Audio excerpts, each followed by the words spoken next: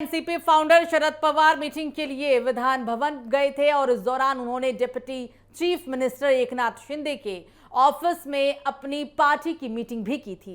एकनाथ शिंदे भी cabinet meeting छोड़कर शरद पवार के स्वागत के लिए कैबिन में आ गए थे। अब इस बारे में बोलते हुए ठाकरे ग्रुप के एमपी संजय राउत ने कड़ी नाराजगी जताई। संजय राउत ने कहा कि शरद पवार गद्दार नेताओं को इज्जत दे रहे हैं। संजय राउत ने कहा कि एक वो बड़े नेता हैं, लेकिन एकनाथ शिंदे जिन्होंने महाराष्ट्र को करप्शन और धोखे के कीड़ों से इन्फेक्टेड कर दिया है, उनके कैबिन में मीटिंग करना ठीक नहीं है।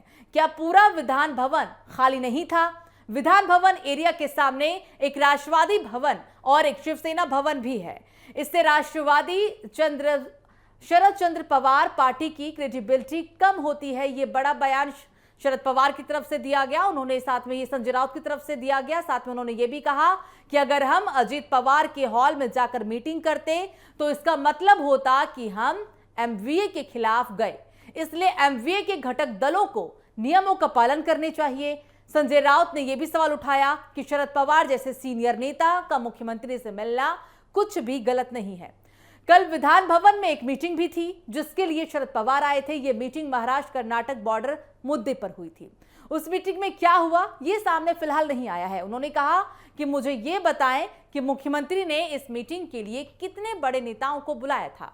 शिवसेना इस आंदोलन में एक अहम हिस्सा रही है। मुख्यमंत्री को क्या पता कि बॉर्डर इलाके में मराठी लोग किस तकलीफ से गुजर रहे हैं। ये केस कितने सवालों से पेंडिंग है। संजय राउत ने साफ तौर पर कहा कि शरद पवार को क्या करना चाहिए ये उनकी पार्टी का सवाल है, लेकिन आपके हॉल में आकर अपनी पार्टी की मीटिंग करते हैं। इस हरकत से शिवसेना को नुकसान हो रहा है। साथ ही साथ उन्होंने ये भी कहा कि मैं आपको भरोसा दिला सकता हूं कि शरद पवार एनडीए के साथ नहीं जाएंगे।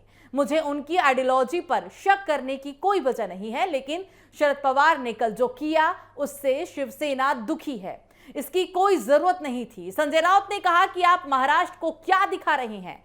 आप गद्दारों को इज्जत दे रहे हैं। अगर आप गद्दारों को इज्जत देना चाहते हैं तो आपको अपनी पार्टी में हुए धोखे के बारे में बात करने का कोई हक नहीं है।